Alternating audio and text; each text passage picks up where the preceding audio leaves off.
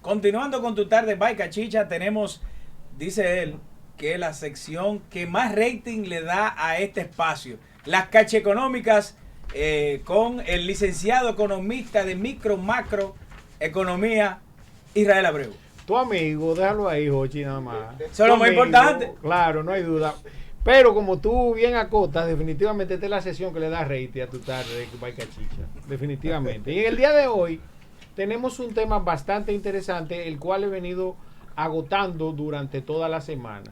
Y es el tema relacionado con el posible pacto fiscal, que esperemos que sea un pacto fiscal y no una reforma tributaria. Entonces, para poner a nuestros amables televidentes, que me gustaría que esté pendiente, Joche, ahí en las redes sociales, para que cualquier pregunta, después de mi comentario, pues tratar de contestársela al amable público que nos sintoniza a esta hora de la tarde.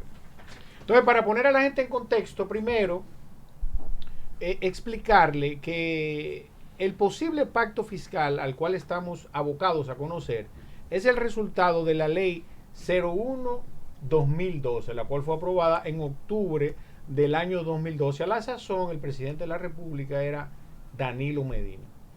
En el artículo 36 de dicha ley establece que se debían convocar todas las fuerzas políticas, religiosas y sociales con la finalidad de que nos pusiéramos de acuerdo y eso diera al traste con ese pacto fiscal que suponía no solamente el fortalecimiento de las recaudaciones, sino también entonces mejorar la estructura de gasto e inversión de República Dominicana. Que para que ustedes tengan una idea, la proporción de gasto e inversión en República Dominicana está 87-13. 87 gastos y 13% inversión en sentido general. Entonces, con este pacto, con esta ley, se establecía que además de fortalecer el sistema tributario, entonces debía revisarse la estructura de gastos, eliminar y promover la eliminación de la corrupción y castigarla, y finalmente entonces que eso diera al traste con que el ciudadano dominicano tuviese un mejor índice de desarrollo humano y que el crecimiento económico que hemos venido experimentando durante los últimos 20 años entonces se traduzca en desarrollo económico real y efectivamente. Entonces, en dicho artículo de la ley 01-2012 establecía que la primera convocatoria debía darse en el año 2015, 3 años después de la aprobación de dicha ley.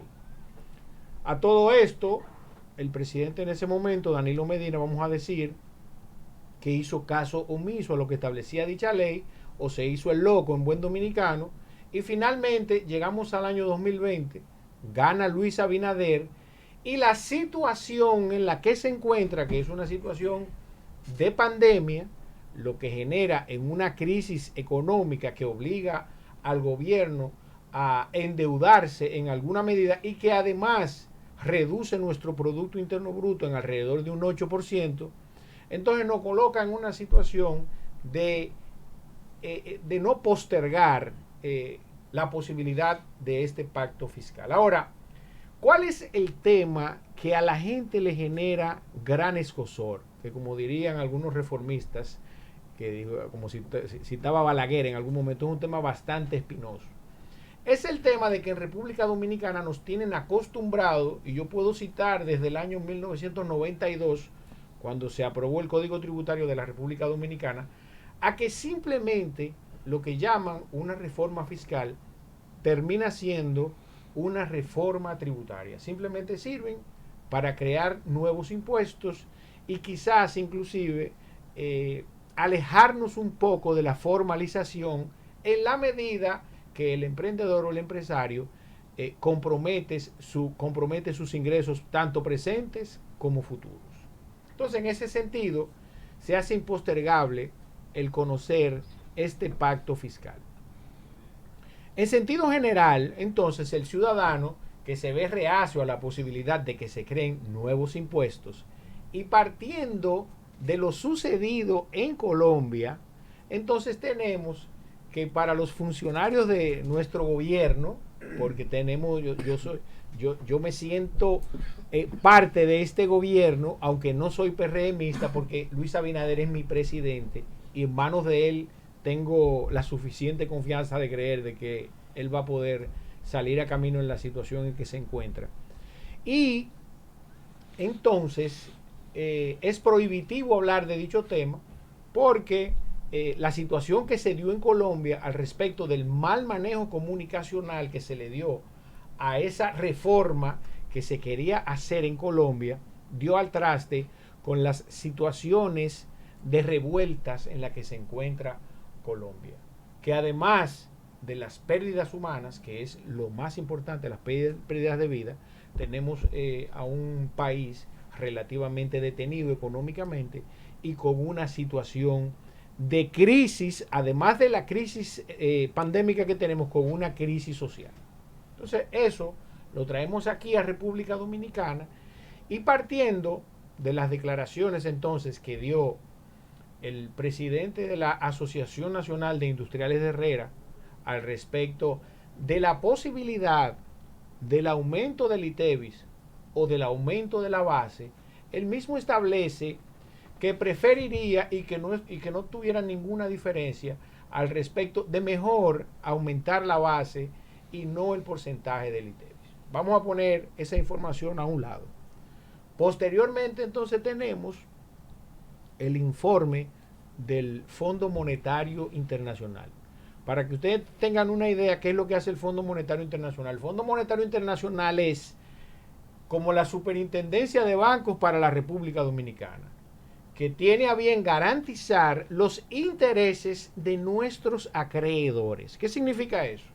El Fondo Monetario Internacional, en virtud de nuestra calificación financiera y de nuestra posición económica en términos macroeconómicos, valga la redundancia, se dirige a cada país en función de su endeudamiento y verifica que dicho país esté en condiciones para asumir los compromisos que tiene con sus acreedores, con quienes les prestan el dinero para entonces financiar los compromisos sociales que tiene un país. Entonces, en ese contexto, el Fondo Monetario Internacional emite su informe. Y una de las variables más importantes que a mi modo de ver establecen dicho informe es que la tasa de presión tributaria de República Dominicana es un 14%. Este 14% partiendo de nuestro Producto Interno Bruto. Ahora, ¿qué es lo importante de eso? Que el Fondo Monetario Internacional compara ese 14% con el promedio de la región, que es de un 24%. Entonces aquí tenemos dos variables. El sector industrial, que aprueba un aumento de la base del ITEVIS.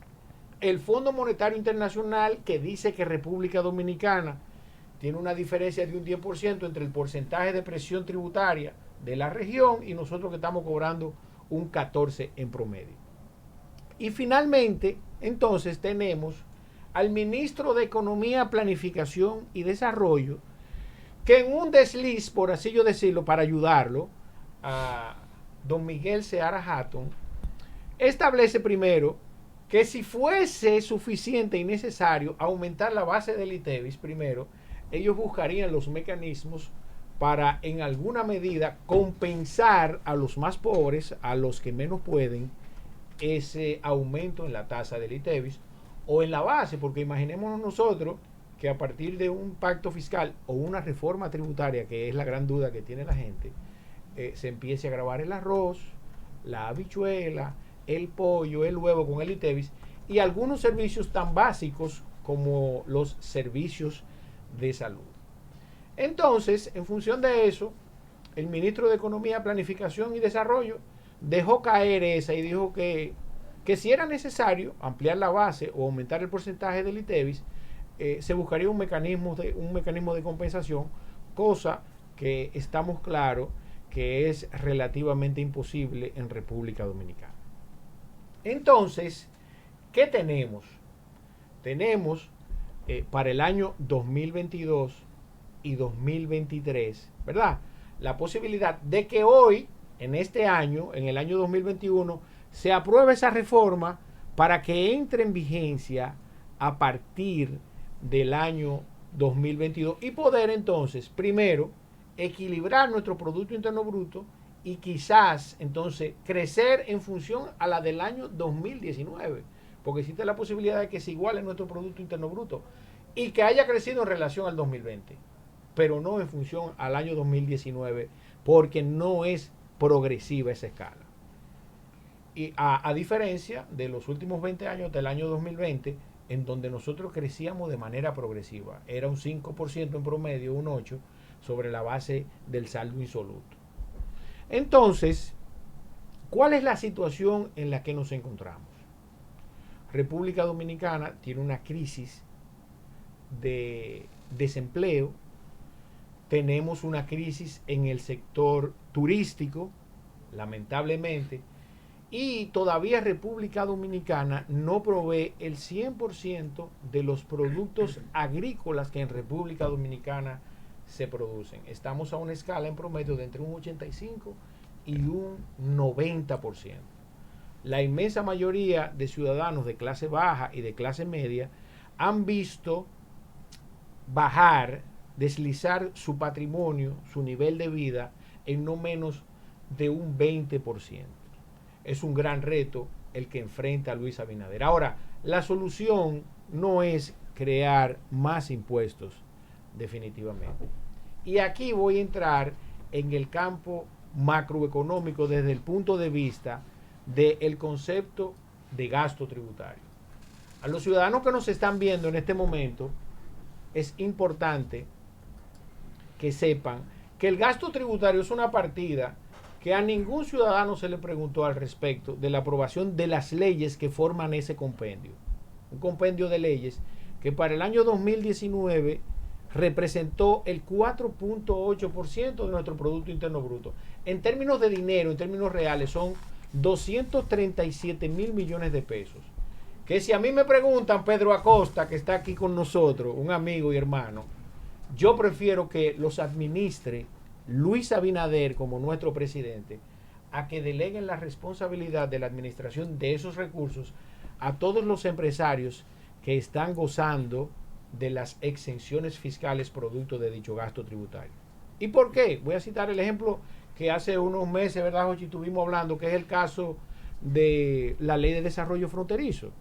Esa ley, que se fue aprobada a la sazón en el año 2001, ¿verdad?, siendo presidente Hipólito Mejía en febrero del año 2001, suponía que 20 años después de haberse creado esa ley, ese cinturón de pobreza que existe en la frontera, comprendida por 7 provincias, se suponía que debió haberse reducido. Lamentablemente, 20 años después, eso no pasó. Ese cinturón de pobreza sigue siendo el mismo y quizás más acrecentado si lo comparamos con otros países. Entonces, ¿qué sentido tuvo haber creado esa ley? Ninguno. En el mes de febrero, el gobierno actual tuvo que verse abocado a conocer una nueva ley para no perder lo poco que se había creado, aunque la pobreza sigue existiendo. Entonces, para que ustedes tengan una idea, con esos 237 mil millones de pesos que forman parte del gasto tributario, yo creo que Luis Abinader, como presidente de la República y representante del Estado durante los próximos 4 años, puede resolver la situación económica en la que se encuentra. Y por otro lado, entonces, esto parecerá relativamente extraño y muchas personas tal vez se lo encontrarán difícil. Pero aquí mismo en este escenario yo he sido promotor y he establecido claramente que no soy un crítico de la deuda por la deuda pura y simple, no. Yo creo que una deuda administrada de manera responsable puede dar al traste con el desarrollo de nuestra nación. Y para eso entonces tenemos los ejemplos de todas las naciones, de las principales naciones del mundo, que todas tienen comprometido por encima del 100% de sus productos internos brutos y han logrado tener el índice de desarrollo humano más alto de toda la nación. Bueno, señores, hasta aquí el interesantísimo análisis económico de nuestro economista inbound, como dicen los americanos, Israel Abreu. Vámonos a una pausa y volvemos en breve con los comentarios de nuestros comunicadores. Ahora vamos a una pausa comercial. No se muevan. Volvemos en breve.